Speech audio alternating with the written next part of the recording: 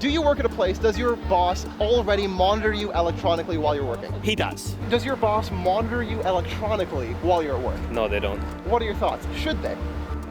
Definitely not. I enjoy being watched, studied, monitored, surveilled, spied on. I feel like it would be good for productivity. I think it's an intrusion on privacy. I think it's a violation of privacy. It needs to be monitored. When you're working online at home, are you being watched by your employer? Are they using software to count keystrokes, track what websites you go to, even look through your webcam? Employees in Ontario will find out soon. New legislation brought in this week will require bosses to tell them. But is that enough? And has employee monitoring gone too far? Digging in on this, we have Jay Godse, head of product and technology for Awareness Technologies, which develops this kind of software. He's in Princeton, New Jersey, and anti-surveillance advocate Matt Mitchell, who's in New York. And Jay, we'll start with you. What does your software do?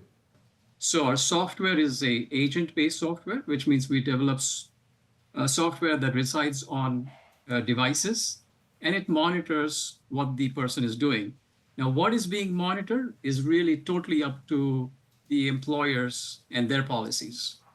So the range could be, I guess, as simple as just finding out if that employee is active on the computer working from home. But what's the other end of the continuum? Can an employer using your technology activate a webcam or be able to tell what exactly is being typed by the worker?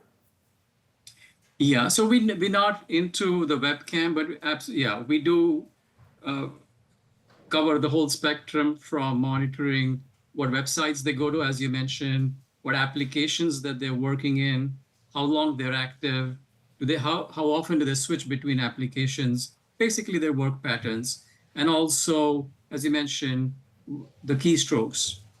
That's again an option that employers, if they choose, they can enable that. Matt, what do you think of all that?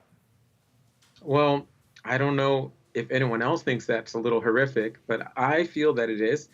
I think that at the end of the day, it's a little bit disingenuous to say, I'm going to shift the blame on the employer after I've given them the tools of maximum surveillance on the employees. With most tattleware or bossware like this, you have the ability to take a screenshot at any time. If you choose to, the feature has been coded and given to you. You have the ability to rank employees by efficiencies using a proprietary algorithm that is invisible to the employees, and even the people paying for the product don't fully understand. And you can say, oh, I'm looking on my smartphone, I've got 30 employees here. Employee number 1, bottom of the list, not very efficient. When we have robots and machines trying to do human tasks, like tell like who's engaged and who's going to maximize their performance and who cares about the company and cares about the product, it's not something that they're possibly able to do. And to even come close to it requires a huge amount of sensors tracking everything from what movements you're making, the sites you're visiting, what apps you're in, what apps are installed on your machine, and things like this. I applaud Ontario on taking first steps by saying, if you're a company with over 25 employees, you have 30 days to tell them that you're using some kind of electronic surveillance tools. But that's not enough because it doesn't protect the employees. Let me jump into that point and ask that very question. How should employees be protected by companies that perhaps overreach? And let me play you a clip from an employment lawyer. I think the protections really need to come from the federal and provincial governments. I think that the companies need clear direction from our governments as to what they can and cannot do. I think Ontario is a starting point. It's the starting of the conversation. It's not the end of the conversation. So, Jay, do we need more safeguards? Are you worried that some companies might take advantage of all the tools in the toolbox that your software provides? I'll agree with you. There's always a possibility. But here is what I see. I mean, we got literally thousands of clients all over the globe.